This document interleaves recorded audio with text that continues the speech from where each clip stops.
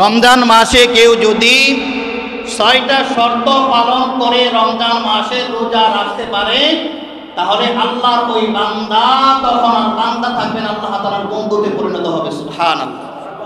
এর মধ্যে ১ নাম্বার হচ্ছে চোখের হেফাজত করা। ১ নাম্বার কি ভাই বলেন? চোখের হেফাজত করা। রমজান মাসে চোখের হেফাজত করা।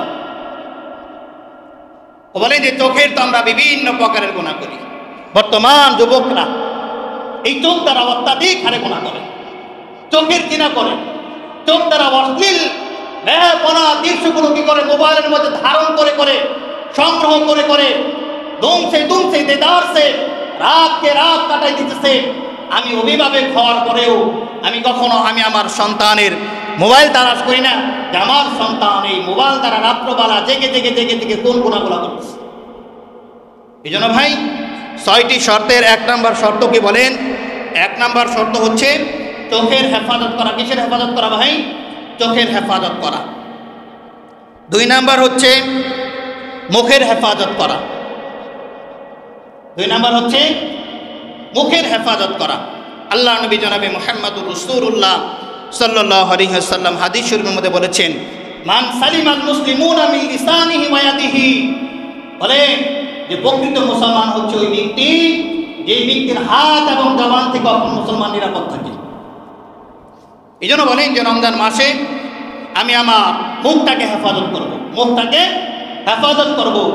বলে আমার সাথে যদি এই রমজান মাসে কেউ যদি ঝগড়া করতে আসে, কেউ যদি আমাকে গালি দেয়, কেউ যদি আমার সাথে অশালীন আচরণ করে, যে আচরণগুলো আমার সাথে করা দরকার না, এমন যদি অশালীন কোনো আচরণ করে, তখন আমি তাকে কোনো গালিগালাজ না করে, ফাহিশা কোনো কথা না বলে তাকে শুধু এতটুকু বলবো, না সাইমুন, আমি তো রোজাদার ভাই, আমি রোজা রাখছি, সুতরাং আমি তোমার সাথে ঝগড়া করতে রাখি না।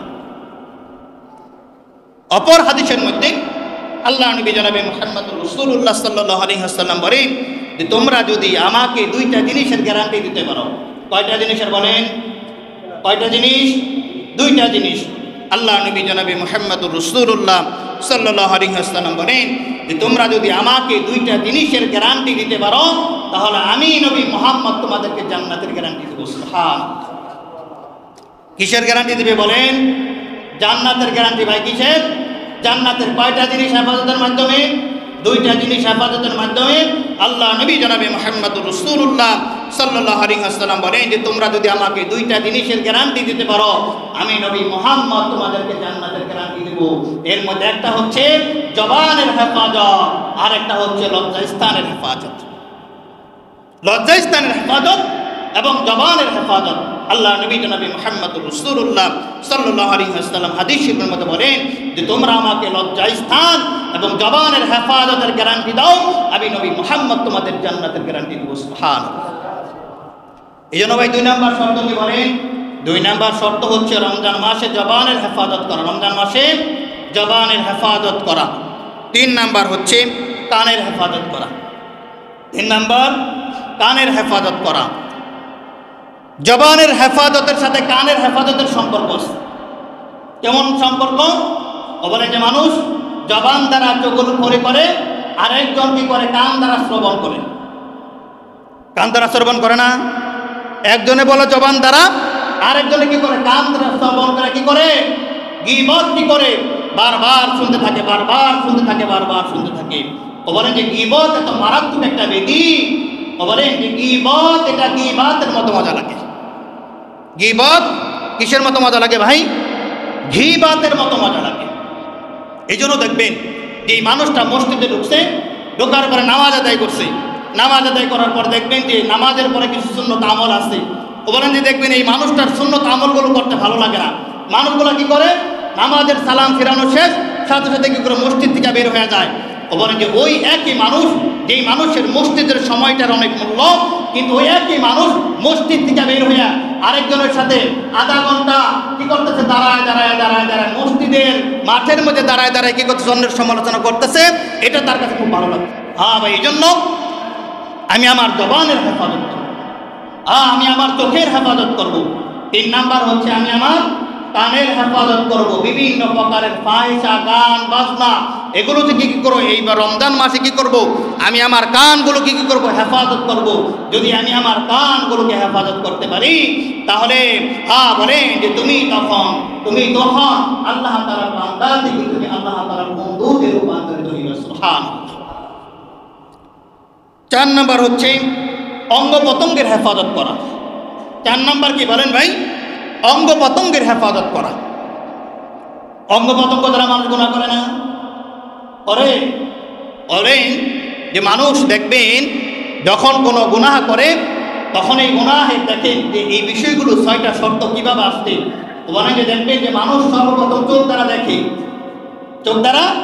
দেখে, হাত দ্বারা ধরে, পা দ্বারা কি করে চলে, এরপর সে কি করে গুনাহের কাজটা কি করে সম্পাদিত করে। এই জন্য ভাই রমজান মাস, এই রমজান মাসে নিজের লজ্জাস্থানের হেফাজত করা, এখন এই হেফাজতটা আপনার স্ত্রীর সাথে হতে পারে। সেটা কিভাবে? বলে যে দিনের বেলা যখন আপনি রোজা রাখছেন, সুবহ সাদিক থেকে শুরু করে নিয়ে সূর্য ডোবা পর্যন্ত আল্লাহ তাআলা কিন্তু আপনার হালাল স্ত্রীর সাথেও সহবাস করা রমজান মাসে আল্লাহ তাআলা আপনার জন্য হারাম করেছে। আর সুতরাং রমজান মাসে এই নির্দিষ্ট সময়ে আপনার স্ত্রীর সাথে আপনার অঙ্গ প্রত্যঙ্গের হেফাজত করা চাই। এই জন্য 4 নাম্বার শর্ত কি ভাই বলে? 4 নাম্বার শর্ত হচ্ছে অঙ্গ প্রত্যঙ্গের হেফাজত করা। আল্লাহ তাআলা আমাদের সকলকে আমল করার তৌফিক দান করুক। সকল বলেন আমিন। এই অঙ্গ প্রত্যঙ্গের আরো বিভিন্ন আলোচনা আছে, আপনারা ডাইরেক্টলি না বললেও ইনডাইরেক্টলি কিন্তু অনেকেই বুঝে গেছে যে অঙ্গ প্রত্যঙ্গের কিভাবে হেফাজত করা, নিজের স্ত্রীর সাথে হেফাজত করা, বেগানা নারীর সাথে কি করা হেফাজত করা, যেগুলো হারাম করেছেন যে সম্পর্ক করা, ওই সম্পর্ক থেকে নিজের অঙ্গ প্রত্যঙ্গকে হেফাজত করা, এটাও আরেকটা দায়িত্ব। তাহলে 4 নাম্বার শর্ত কি ভাই বলেন? 4 নাম্বার শর্ত হচ্ছে রমজান মাসে নিজের অঙ্গ প্রত্যঙ্গের হেফাজত করা। 5 নাম্বার শর্ত হচ্ছে তাকওয়া। 5 নাম্বার শর্ত হচ্ছে তাকওয়া, অর্থাৎ পুরাপুরি আমার দিলের ভিতর আল্লাহ তাআলার ভয় রাখা।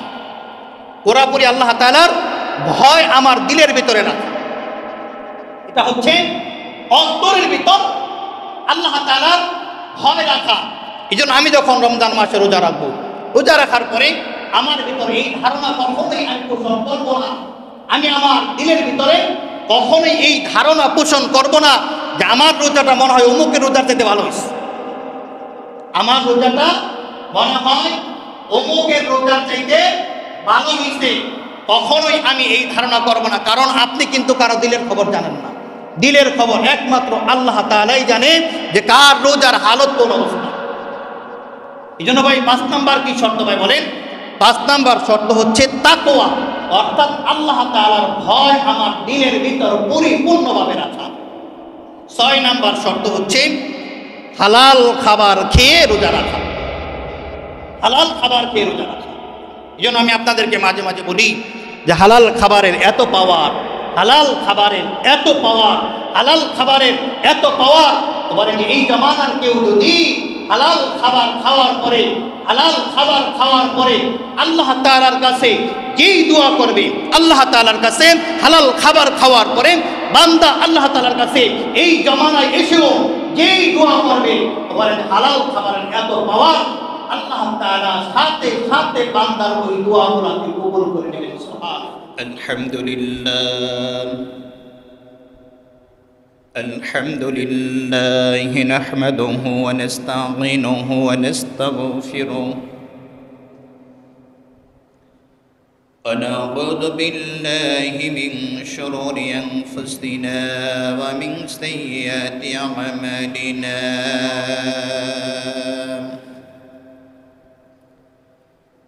من يهده الله فلا مضل له ومن يضلله فلا هادي له ونشهد أن لا إله إلا الله وأشهد أن محمدا عبده ورسوله أرسله بالحق بشيرا ونذيرا وداعيا إلى الله بإذنه وسراجا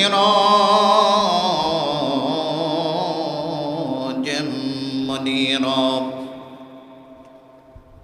أما بعد فقد قال الله تعالى في كلامه المجيد والفرقانه الحميد: فأعوذ بالله من الشيطان الرجيم.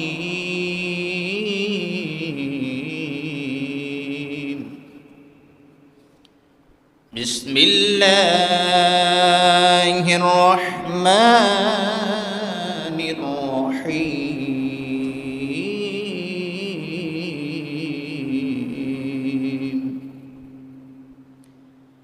يا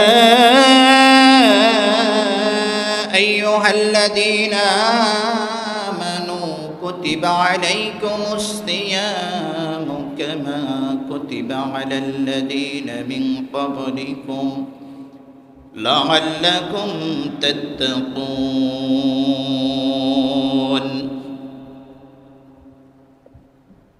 وقال رسول الله صلى الله عليه وسلم: الصيام جنة من النار.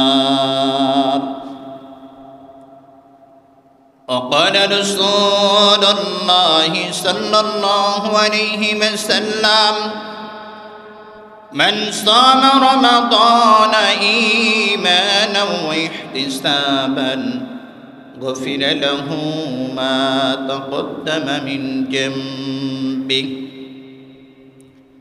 أو كما قال عليه الصلاة والسلام.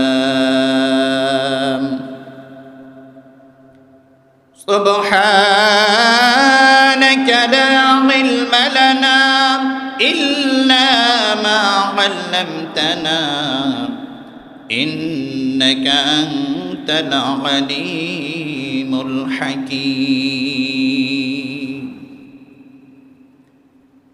رب زدني علما رب اشرح لي صدري ويسر لي أمري واحلل عقدة من لساني يفقه قولي وبك نستعين يا فتاح.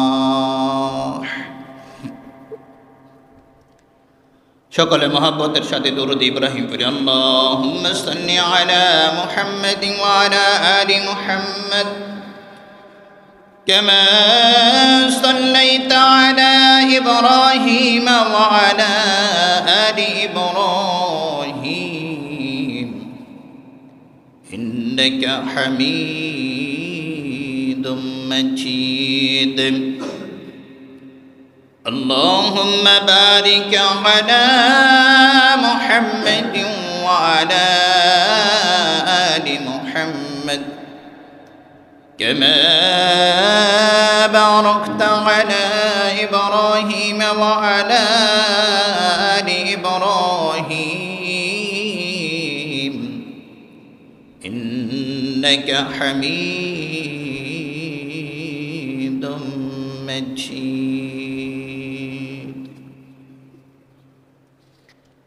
আলহামদুলিল্লাহ, আল্লাহ জাল্লা শানুহুর দরবারে লাখো কোটি শুকরিয়া যে রব্বুল আলামিন আমাদেরকে দয়া করে মায়া করে মহব্বত করে ভালোবেসে আল্লাহ তাআলা আমাদেরকে আজ শাবান মাসের 28তম দিনে জুমার দিনে জুমার নামাজ আদায় করার জন্য আসার বসার কিছু কথা বলার শোনার তৌফিক দান করেছেন। যে রব্বুল আলামিন আমাদেরকে তৌফিক দিয়েছেন, সে রব্বুল আলামিনের দরবারে দিল থেকে শুকরিয়া তান বলি আলহামদুলিল্লাহ।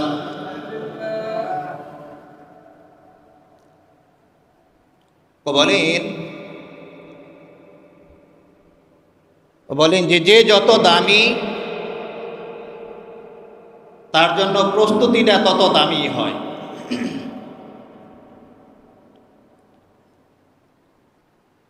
বলেন যে পৃথিবীর নিয়ম এটাই, যেই জিনিস যত দামি হয় মানুষ ওই জিনিসের জন্য তত বেশি অপেক্ষা করে।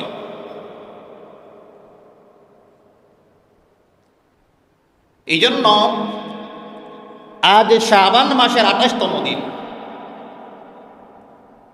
যদি এই মাস 29 মাস হয়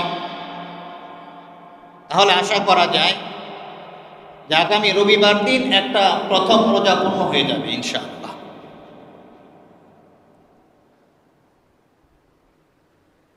এই জন্যই নবী মুহাম্মদুর রাসূলুল্লাহ সাল্লাল্লাহু আলাইহি ওয়াসাল্লাম সাহাবায়ে কেরামকে দোয়া শিখাইছে যে রমজান মাস এত অত্যাধিক গুরুত্বপূর্ণ একটি মাস। বলেন যে সাহাবায়ে কেরামের অভ্যাস এরকম ছিল যে সাহাবায়ে কেরাম কি করতেন, এই রমজান মাসের জন্য কি করতেন, 11 মাস প্রস্তুতি গ্রহণ করতেন। হ্যাঁ, এই জন্য এই রমজান মাস এত দামি একটি মাস, যেই দামি মাস আমাদের সামনে একেবারেই সন্নিকটে। এই জন্যই নবী মুহাম্মদুর রাসূলুল্লাহ সাল্লাল্লাহু আলাইহি ওয়াসাল্লাম সাহাবায়ে কেরামকে এই দোয়া শিক্ষা দিয়েছেন যে যখন তোমাদের মাঝে রজব মাসের আগমন ঘটে তো তখন তোমরা বারবার আল্লাহ তাআলার নিকটে এই দোয়া করো, আল্লাহুম্মা বারিক লানা ফি রজব ওয়া শাবান ওয়া বাল্লিগনা রমাদান। আল্লাহ নবী বলতেছেন, সাহাবায়ে কেরাম বলতেছেন যে তোমরা আল্লাহ তাআলার নিকটে এই দোয়া বারবার করো, যে আল্লাহ তুমি আমাদের রজব এবং শাবান মাসের হায়াতের মধ্যে বরকত দান করো, আর এই বরকতটাকে তুমি রমজান পর্যন্ত পৌঁছে যাও, যাতে রমজান মাসে রোজা রেখে আমরা রমজানের রহমত, রমজানের মাগফিরাত, রমজান মাস থেকে আমরা নাজাত পাইতে পারি। আমরা আমাদের সারা বছরের গুনাহগুলোকে এই রমজান মাসে আমাদের শরীর থেকে ঝরাইয়া দিতে পারি। এই জন্য আল্লাহর নবী জনাবে মুহাম্মদুর রাসূলুল্লাহ সাল্লাল্লাহু আলাইহি ওয়াসাল্লাম সাহাবায়ে কেরামকে বলছেন যে তোমরা বারবার কি করে এই দোয়া করো, আল্লাহুম্মা বারিক লানা ফি রজব ওয়া শাবান ওয়া বাল্লিগনা রমাদান।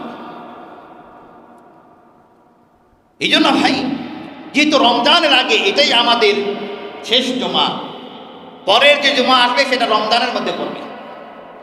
এই জন্য রমজানের আগে আমাদের গুরুত্বপূর্ণ কিছু জিনিস জানা দরকার। ও বলে যে এই রমজানের অর্থ হচ্ছে, সিয়ামের অর্থ হচ্ছে বিরত থাকা।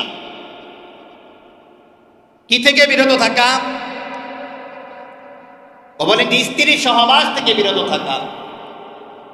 ও বলেন যে নির্দিষ্ট একটা সময়ের জন্য হালাল খাবারকে হারাম মনে করা।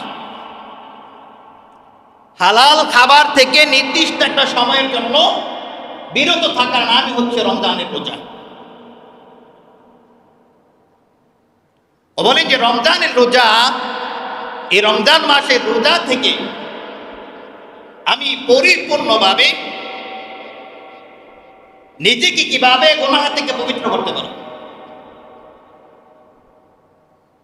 পাকিস্তানের প্রধান বিচারপতি জাস্টিস তাকি উসমানী দামাত বারাকাতুহু উনি বলেন যে রমজান মাসে 2টা জিনিস জরুরি।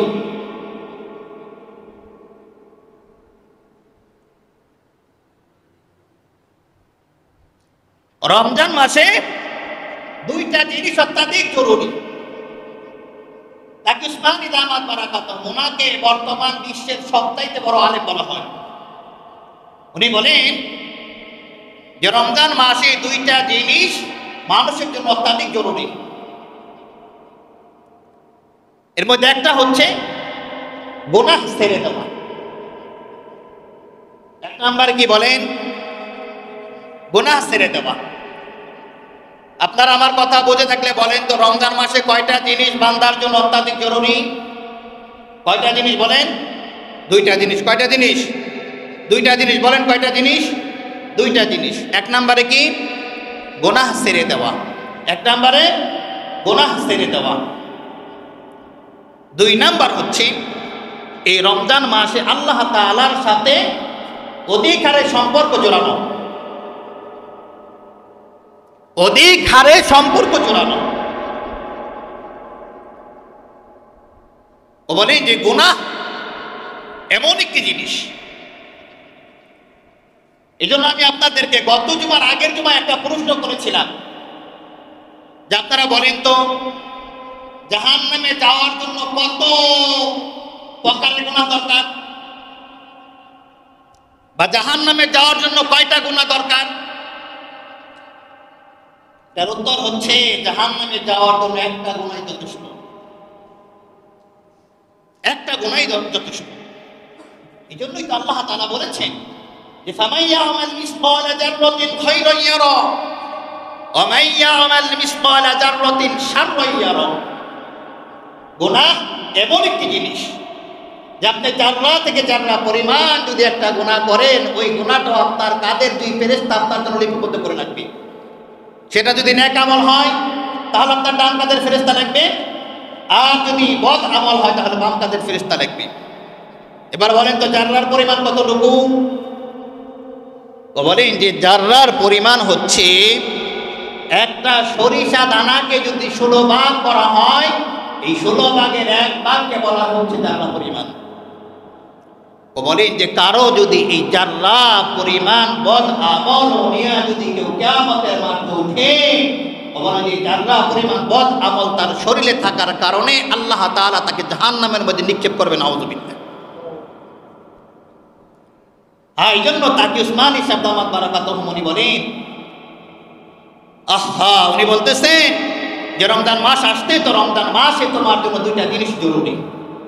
এক নাম্বার হচ্ছে গুনাহকে ছেড়ে দেওয়া, দুই নাম্বার হচ্ছে আল্লাহ তাআলার সাথে গভীর থেকে গভীর সম্পর্ক জোড়ানো। ও বলেন যে রমজান মাস আসতে তাকে উসমানী সাহেবের এই বয়ানটা আমি শুনতেছিলাম আর অনুধাবন করতেছিলাম। হুজুর বলতেছিলেন যে তুমি রমজান মাস যখন আসতে, তোমার জন্য রমজানের আগে খানা খাওয়া হালাল ছিল, বলে যে তোমার জন্য ফল খাওয়া হালাল ছিল, তোমার জন্য মাংস খাওয়া হালাল ছিল, দুনিয়ার সমস্ত হালাল জিনিস তোমার জন্য আল্লাহ তাআলা হালাল করেছিল।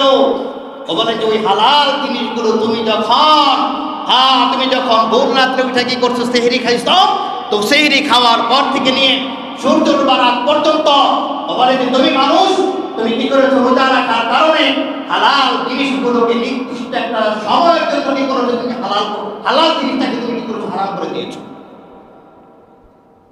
আমি আপনাদেরকে জিজ্ঞেস করে বলেন তো, আমি যদি রোজা না রাখি তাহলে রমজান মাসের আগে আমার জন্য দুপুর সময় খানা খাওয়া হালাল না হারাম?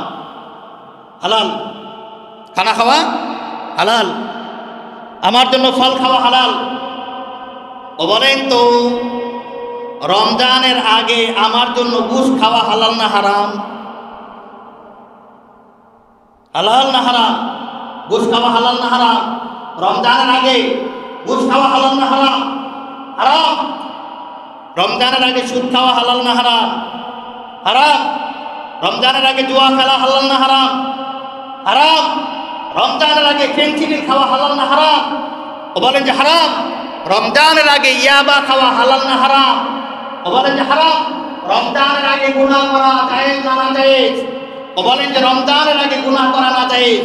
ও বলেন যে রমজান আসার কারণে আপনি যদি হালাল জিনিসকে হারাম মনে করে আপনি যদি নির্দিষ্ট একটা সময়ের জন্য আপনি যদি খানা খাওয়া থেকে বিরত থাকতে পারেন, তাহলে রমজান মাস আসার পরেও যদি আপনার চরিত্রের সাথে সুদের লেনদেন থাকে, আপনার সাথে যদি ঘুষের লেনদেন থাকে, আপনার সাথে যদি গুনাহের সম্পর্ক থাকে, তাহলে আপনি কোন তরিকার মুসলমান হয়ে নিজেকে একটু প্রশ্ন করেন। নিজেকে একটু প্রশ্ন করেন।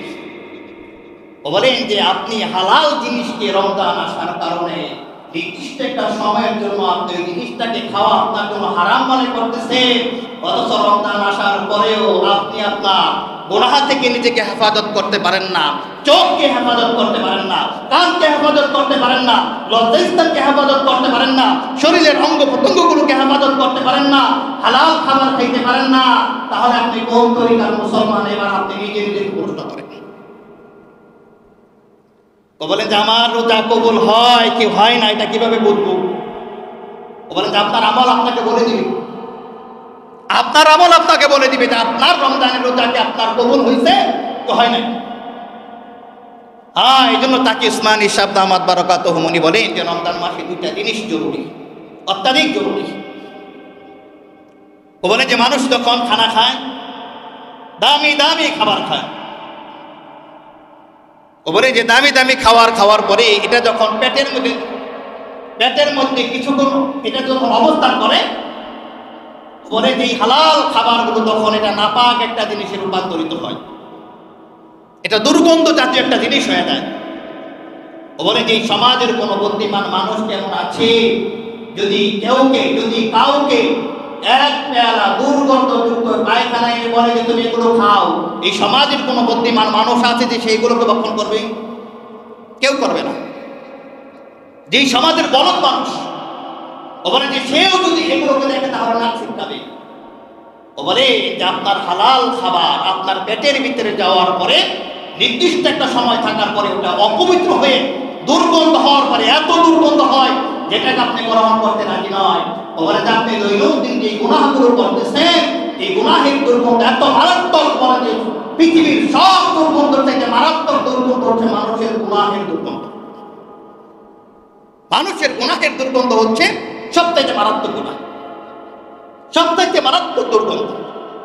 হ্যাঁ ভাই, এই জন্য আল্লামা তাকি উসমানী সাহেব হুজুর বলেন যে রমজান মাসে দুইটা জিনিস জরুরি।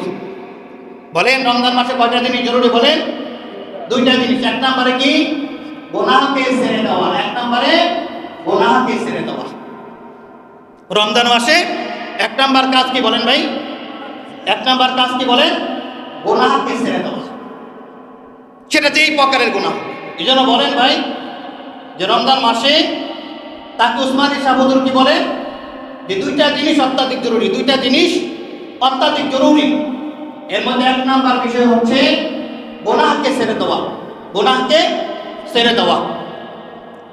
দুই নাম্বার আমল হচ্ছে রমজান মাসে, দুই নাম্বার আমল হচ্ছে আল্লাহ তাআলার সাথে গভীর সম্পর্ক করা। দুই নাম্বার কাজ কি বলেন? আল্লাহ তাআলার সাথে গভীর সম্পর্ক করা। তাকে উসমানী সাহেব হুজুর বলেন যে আপনি এই রমজান মাসে আল্লাহ তাআলার সাথে গভীর সম্পর্ক কিভাবে করবেন,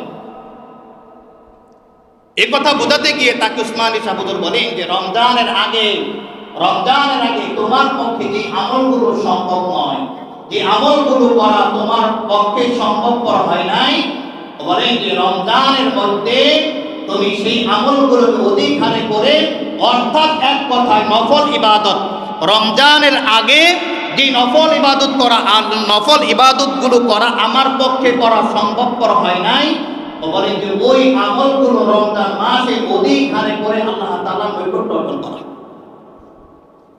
তাকে উসমানী সাহেব হুজুর বলতেছেন সেই নফল ইবাদতগুলো কি? বলেন যে আমি রমজানের আগে আমি আমার ব্যস্ততার কারণে জিকির করতে পারি নাই। বলেন যে রমজান মাসে আমি জিকিরের কি করব? পরিমাণ বাড়িয়ে দেব। বলেন যে রমজানের আগে আমি দুরুদের আমল করতে পারি নাই, তো রমজান মাস আসতে এই জন্য আমি কি করব? রমজান মাসে দুরুদের আমলটা বাড়াই দেব। বলেন যে রমজানের আগে আমি কুরআনুল কারীমের তেলাওয়াত করার সুযোগ পাই নাই, বলেন যে রমজান মাস আসতে তো আমি কি করব? কুরআনুল কারীমের তেলাওয়াত বেশি বেশি কি করব? আদায় করব। বলেন যে রমজানের আগে আমি নফল নামাজ বেশি পড়তে পারি নাই, বলেন যে যখন রমজান মাস আসবে তো আমি রমজান মাস আসার সাথে সাথে কি করব?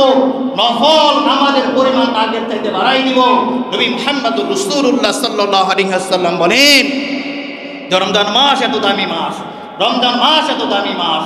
বলেন যে আল্লাহর নবী জনাবে মুহাম্মদুর রাসূলুল্লাহ সাল্লাল্লাহু আলাইহি ওয়াসাল্লাম হাদিস শরীফের মধ্যে বলতেছেন আসদিয়ামু জুন্নাতুম মিনান নার।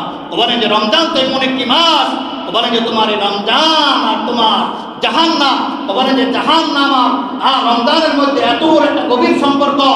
বলেন যে রমজান তোমার জন্য জাহান্নাম থেকে বাঁচানোর জন্য তোমার জন্য ঢাল শুরু হবে। সুবহানাল্লাহ। এই জন্য বলেন যে রমজান মাসে আল্লাহ তাআলার সাথে তুমি কিভাবে সম্পর্ক জড়াইবা, গভীর থেকে গভীরভাবে। খবরে যে রমজান মাসে তুমি কি করবা? নফল ইবাদত বেশি করবা।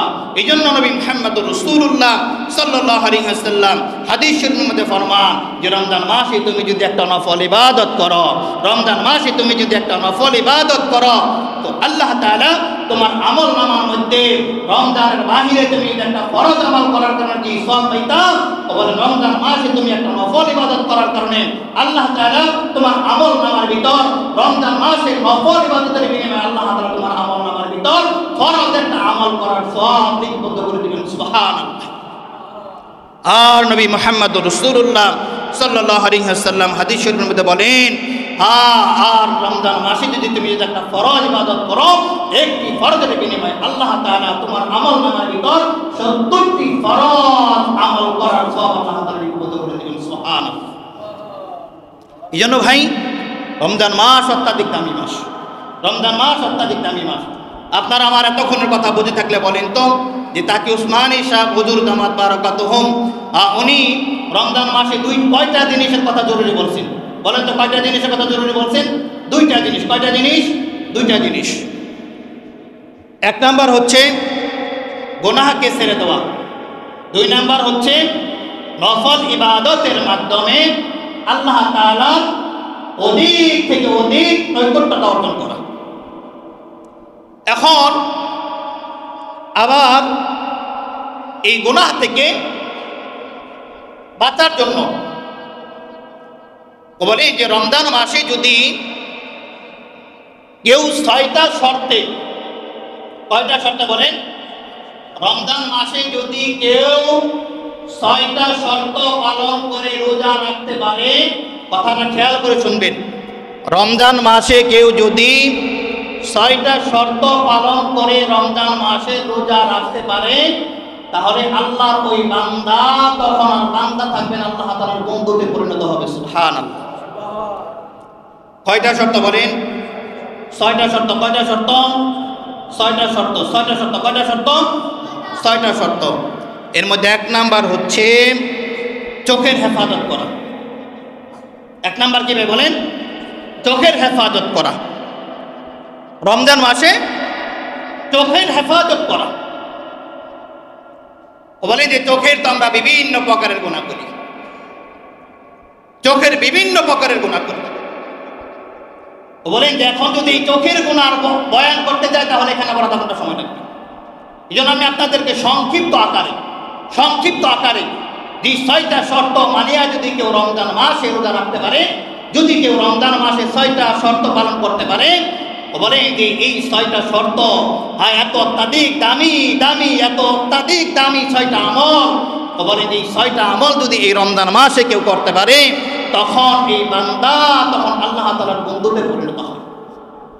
তাহলে এই 6টা শর্তের এক নাম্বার শর্ত কি বলেন তো? চোখের হেফাজত করা। এক নাম্বার হচ্ছে চোখের হেফাজত করা।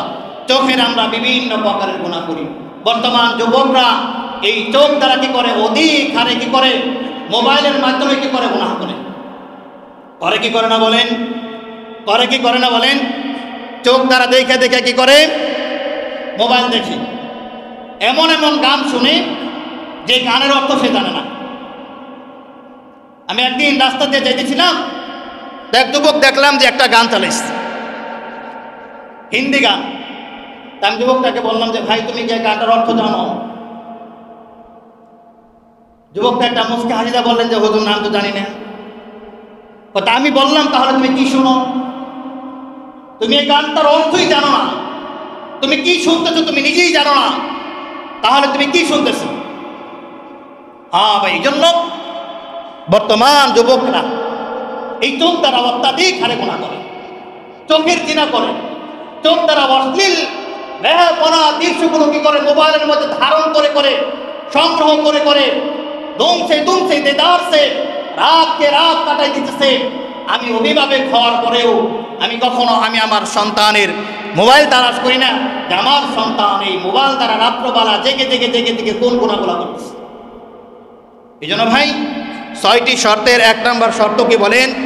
এক নাম্বার শর্ত হচ্ছে চোখের হেফাজত করা। কিসের হেফাজত করা ভাই? চোখের হেফাজত করা। 2 নাম্বার হচ্ছে মুখের হেফাজত করা। 2 নাম্বার হচ্ছে মুখের হেফাজত করা। আল্লাহ নবী জনাবে মুহাম্মদুর রাসূলুল্লাহ সাল্লাল্লাহু আলাইহি ওয়াসাল্লাম হাদিস শরীফের মধ্যে বলেছেন, মান সালিমাল মুসলিমুনা মিন লিসানিহি ওয়া ইয়াদিহি, বলে যে প্রকৃত মুসলমান হচ্ছে ওই ব্যক্তি যে ব্যক্তির হাত এবং জবান থেকে অপর মুসলমান নিরাপদ থাকে।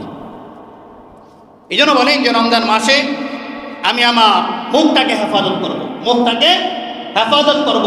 তো বলে আমার সাথে যদি এই রমজান মাসে কেউ যদি ঝগড়া করতে আসে, কেউ যদি আমাকে গালি দেয়, কেউ যদি আমার সাথে অশালীন আচরণ করে, যে আচরণগুলো আমার সাথে করা দরকার না, এমন যদি অশালীন কোনো আচরণ করে, তখন আমি তাকে কোনো গালিগালাজ না করে, ফাহিশা কোনো কথা না বলে তাকে শুধু এতটুকু বলবো, আনা সাইমুন, আমি তো রোজাদার ভাই, আমি রোজা রাখছি, সুতরাং আমি তোমার সাথে ঝগড়া করতে রাখি না। অপর হাদিসের মধ্যে আল্লাহ নবী জনাবে মুহাম্মদুর রাসূলুল্লাহ সাল্লাল্লাহু আলাইহি ওয়াসাল্লাম বলেন যে তোমরা যদি আমাকে 2টা জিনিসের গ্যারান্টি দিতে পারো। কয়টা জিনিসের বলেন? কয়টা জিনিস? 2টা জিনিস। আল্লাহ নবী জনাবে মুহাম্মদুর রাসূলুল্লাহ সাল্লাল্লাহু আলাইহি ওয়াসাল্লাম বলেন যে তোমরা যদি আমাকে 2টা জিনিসের গ্যারান্টি দিতে পারো, তাহলে আমি নবী মুহাম্মদ তোমাদেরকে জান্নাতের গ্যারান্টি দেব। সুবহানাল্লাহ। কিসের গ্যারান্টি দিবে বলেন? জান্নাতের গ্যারান্টি। ভাই কিসের? জান্নাতের। কয়টা জিনিস হেফাজতের মাধ্যমে? 2টা জিনিস হেফাজতের মাধ্যমে। আল্লাহ নবী জনাবে মুহাম্মদুর রাসূলুল্লাহ সাল্লাল্লাহু আলাইহি ওয়াসাল্লাম বলেন যে তোমরা যদি আমাকে 2টা জিনিসের গ্যারান্টি দিতে পারো, আমি নবী মুহাম্মদ তোমাদেরকে জান্নাতের গ্যারান্টি দেব। এর মধ্যে একটা হচ্ছে জবানের হেফাজত, আর একটা হচ্ছে লজ্জাস্থানের হেফাজত। লজ্জাস্থানের হেফাজত এবং জবানের হেফাজত। আল্লাহ নবী জনাবে মুহাম্মদুর রাসূলুল্লাহ সাল্লাল্লাহু আলাইহি ওয়াসাল্লাম হাদিস শরীফের মধ্যে বলেন যে তোমরা আমাকে লজ্জাস্থান এবং জবানের হেফাজতের গ্যারান্টি দাও, আমি নবী মুহাম্মদ তোমাদের জান্নাতের গ্যারান্টি দেব। সুবহানাল্লাহ। এই জন্য ভাই 2 নাম্বার শর্ত কি বলেন? 2 নাম্বার শর্ত হচ্ছে রমজান মাসে জবানের হেফাজত করা। রমজান মাসে জবানের হেফাজত করা। 3 নাম্বার হচ্ছে কানের হেফাজত করা। 3 নাম্বার কানের হেফাজত করা। জবানের হেফাজতের সাথে কানের হেফাজতের সম্পর্ক আছে। কেমন সম্পর্ক? বলে যে মানুষ জবান দ্বারা চোখগুলো করে, আরেকজন কি করে? কান দ্বারা শ্রবণ করে। কান দ্বারা শ্রবণ করে না? একজনে বলে জবান দ্বারা, আরেকজনে কি করে? কান দ্বারা শ্রবণ করে। কি করে? গীবত কি করে? বারবার শুনতে থাকে, বারবার শুনতে থাকে, বারবার শুনতে থাকে। ও বলেন যে গীবত এত মারাত্মক একটা ব্যাধি। ও বলেন যে গীবত, এটা গীবাতের মতো মজা লাগে। গীবত কিসের মতো মজা লাগে ভাই? গীবাতের মতো মজা লাগে। এই জন্য দেখবেন যে এই মানুষটা মসজিদে ঢুকছে, ঢোকার পরে নামাজ আদায় করছে, নামাজ আদায় করার পর দেখবেন যে নামাজের পরে কিছু সুন্নত আমল আছে। ও বলেন যে দেখবেন এই মানুষটার সুন্নত আমলগুলো করতে ভালো লাগে না। মানুষগুলো কি করে? নামাজের সালাম ফেরানো শেষ, সাথে সাথে কি করে মসজিদ থেকে বের হয়ে যায়। ও বলেন যে ওই একই মানুষ, যেই মানুষের মসজিদের সময়টার অনেক মূল্য, কিন্তু ওই একই মানুষ মসজিদ থেকে বের হয়ে আরেকজনের সাথে আধা ঘন্টা কি করতেছে? দাঁড়ায় দাঁড়ায় দাঁড়ায় দাঁড়ায় মসজিদের মাঠের মধ্যে দাঁড়ায় দাঁড়ায় কি করতেছে? অন্যের সমালোচনা করতেছে। এটা তার কাছে খুব ভালো লাগছে। হ্যাঁ ভাই, এই জন্য আমি আমার জবানের হেফাজত করব, আমি আমার চোখের হেফাজত করব। 3 নাম্বার হচ্ছে আমি আমার কানের হেফাজত করব। বিভিন্ন প্রকারের ফাহিশা, গান বাজনা, এগুলো থেকে কি করবো? এইবার রমজান মাসে কি করব? আমি আমার কানগুলো কি করব? হেফাজত করব। যদি আমি আমার কানগুলোকে হেফাজত করতে পারি, তাহলে বলে যে তুমি তখন আল্লাহ তাআলার বান্দা থেকে তুমি আল্লাহ তাআলার বন্ধুতে রূপান্তরিত হইবে। সুবহানাল্লাহ। 4 নাম্বার হচ্ছে অঙ্গ প্রত্যঙ্গের হেফাজত করা। 4 নাম্বার কি বলেন ভাই? অঙ্গ প্রত্যঙ্গের হেফাজত করা। অঙ্গ প্রত্যঙ্গ দ্বারা মানুষ গুনাহ করে না? করে যে মানুষ দেখবেন যখন কোনো গুনাহ করে, তখন এই গুনাহে দেখেন যে এই বিষয়গুলো 6টা শর্ত কিভাবে আসছে। বলেন যে দেখবেন যে মানুষ সর্বপ্রথম চোখ দ্বারা দেখে, চোখ দ্বারা দেখে, হাত দ্বারা ধরে, পা দ্বারা কি করে চলে, এরপর সে কি করে? গুনাহের কাজটা কি করে? সম্পাদিত করে। এই জন্য ভাই রমজান মাস, এই রমজান মাসে নিজের লজ্জাস্থানের হেফাজত করা, নিজের লজ্জাস্থানের হেফাজত করা। এখন এই হেফাজতটা আপনার স্ত্রীর সাথে হতে পারে। সেটা কিভাবে? বলে যে দিনের বেলা যখন আপনি রোজা রাখছেন সুবহ সাদিক থেকে শুরু করে নিয়ে সূর্য ডোবা পর্যন্ত আল্লাহ তাআলা কিন্তু আপনার হালাল স্ত্রীর সাথেও সহবাস করা রমজান মাসে আল্লাহ তাআলা আপনার জন্য হারাম করেছে, আপনার জন্য হারাম করেছে। আর সুতরাং রমজান মাসে এই নির্দিষ্ট সময়ে আপনার স্ত্রীর সাথে আপনার অঙ্গ প্রত্যঙ্গের হেফাজত করা চাই, অঙ্গ প্রত্যঙ্গের হেফাজত করা চাই। এই জন্য 4 নম্বর শর্ত কি ভাই বলে?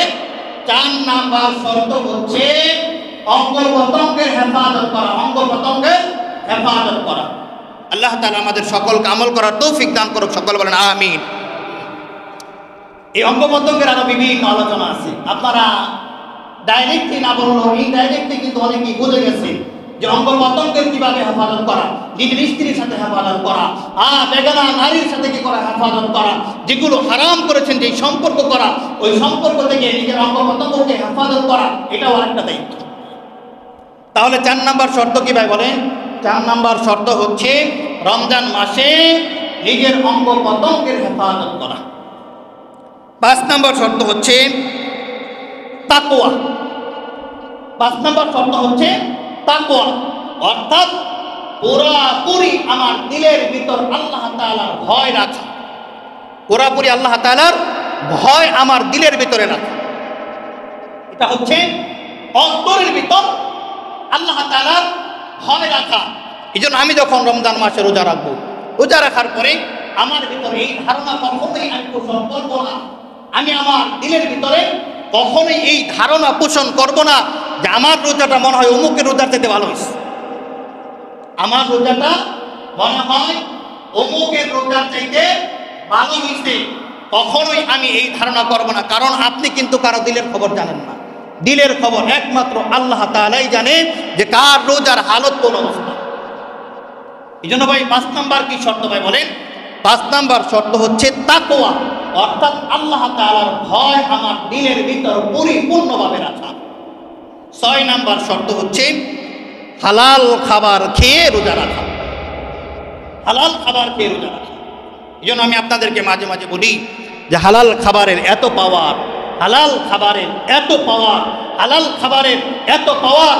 বলেন যে এই জামানার কেউ যদি হালাল খাবার খাওয়ার পরে, হালাল খাবার খাওয়ার পরে আল্লাহ তাআলার কাছে যেই দোয়া করবে, আল্লাহ তাআলার কাছে হালাল খাবার খাওয়ার পরে বান্দা আল্লাহ তাআলার কাছে এই জামানায় এসেও যেই দোয়া করবে, বলেন হালাল খাবারের এত পাওয়ার, আল্লাহ তাআলা সাথে সাথে বান্দার ওই দোয়াগুলোকে কবুল করে নেবেন। সুবহানাল্লাহ। এই জন্য ভাই বলেন তো 6 নম্বর শর্ত কি? 6 নম্বর শর্ত হচ্ছে হালাল খাবার খাওয়া।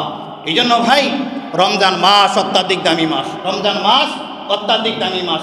তাহলে আমরা আজকে যে বয়ান শুনলাম সেটা থেকে আল্লামা তাকি উসমানী সাহেব 2টা জিনিস বলছেন।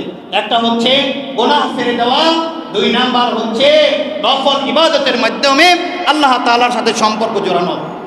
আর গুনাহ থেকে বাঁচার জন্য রমজান মাসে আমি যদি 6টা শর্ত মানিয়ে যদি আমলগুলো করতে পারি, তাহলে আমি তখন আল্লাহ তাআলার বান্দা থাকবো না, আল্লাহ তাআলা আমাকে তখন তার বন্ধু হিসেবে আল্লাহ তাআলা গ্রহণ করে নেবে।